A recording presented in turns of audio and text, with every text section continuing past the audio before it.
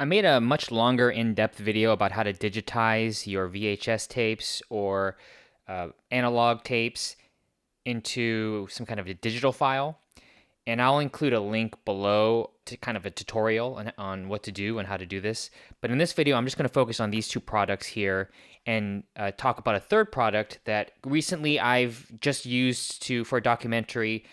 I had to do more digitizing because that's what you do a lot on documentaries, or at least ones that use archive footage. I was wondering if there was a difference between the ClearClick 2.0 and the 3.0. So I had already had the 2.0. This is a 2.0, but then I just got the 3.0, and I was wondering if it's any better and what's the difference between the 3.0 and the 2.0. The screen sizes are different. One's much larger than the other. As far as the inputs and outputs, they're pretty much identical, except for the 2.0, you have a mini, a micro USB, but the 3.0, you have a USB-C. And then on the 3.0, you have a micro SD card, but on the 2.0, you had a full SD card, full-size SD card. And then there's also a USB-A, and what that is for is if you had another thumb drive, you had the option of recording on an SD card or the thumb drive. Unfortunately, you can't do both at the same time unless they released a firmware update, which I don't think they did. And you also can't transfer from a USB to a micro for the SD card. I was hoping that maybe you could, because I was in a situation where I recorded on the SD card, but I wanted to transfer it to also to a USB, like to make a copy, because I didn't want to. You can't do it at the same time, but neither of these devices allow you to do both at the same time or to transfer one to the other. There's also a built-in battery with the 3.0. The 3.0 has a built-in battery, and the 2.0 does not have any battery. So you need to plug in the micro USB in order to power it.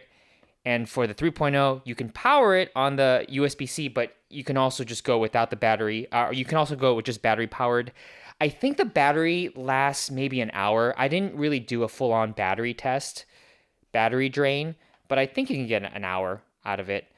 Other than that, there might be some internal settings that might be different, but when it comes to the quality, the codec, the connection, you'll get the same digitized quality video files in either of them. Normally, when I have devices like this, I format the cards in the device on cameras.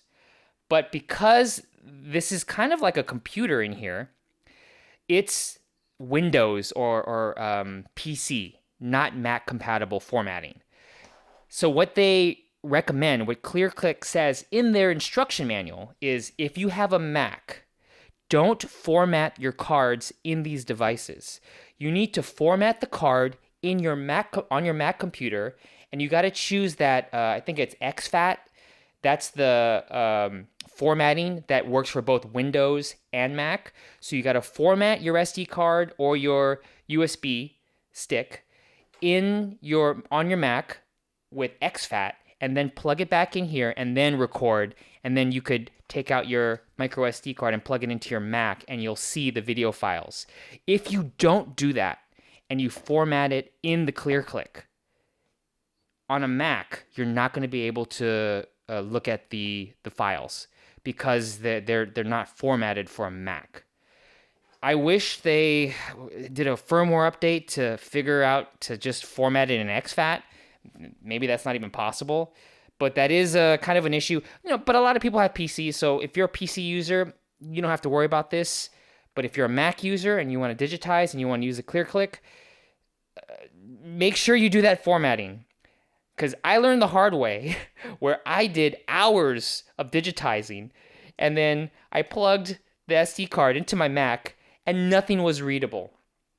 So my only option was to buy a PC or to do everything over again. A workaround, and fortunate for me, I have this Samsung S23 Ultra, which is an Android, and with a dongle, it can actually read the SD card and copy all of the video files onto the phone.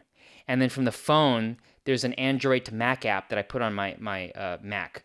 So if you happen to have a Android phone, that's a way to work around this whole formatting issue, or just format it in your Mac before you start using these ClearClicks. Alternatively, you can use this device or the 3.0 where the battery comes in handy is if you have a vintage camcorder, a Hi8 camcorder, or some kind of camcorder that has either the S-Video or the composite cables, you can plug these in and then plug these into the output of your camcorder, and then you could have a digital version of your analog camcorders because you can record right here on this device as through your camcorder. So I did want to have, just as maybe a little art project, I have Hi8 camcorders. This is a way to record and not have to use any tapes. You can record it directly here. Now, it is an MP4 file, and it's not the best codec. It's H.264, MP4. It's not robust, but for analog, these kind of tapes, I think it's good enough, and you could use it that way. The HDMI port that's here, it's only an output. It's not an input, so you can't use that to send any HDMI feed in. It's only an out. That's meant for if you want to do a loop. So if you're plugging this into your VHS player and then you also want to see it on a bigger screen, you can use that HDMI. I think that's what it's for. I didn't use it that way, but I think that's what it's for. The way that I eventually was digitizing the footage for this project I was working on, I started with this, but because you can't change the codec, it's an MP4, I wanted a more robust codec for editing. Easiest way I did that, because I have a Mac, is with this device. This is a USB, analog to USB, and I mentioned this on the other video as well, but having now had those other products, this ended up being the easiest to use. On every Mac, you have QuickTime.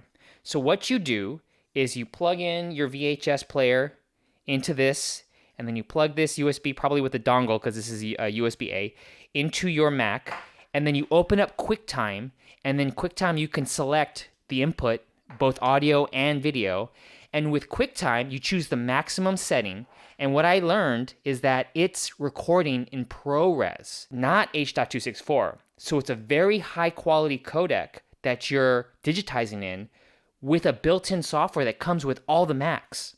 So I would recommend this product, and I'll put a link below with all of these products in the description section. So if you're digitizing tapes and you're going to edit them, or you just want the highest quality possible, get this device or a device like this and use QuickTime Player to record.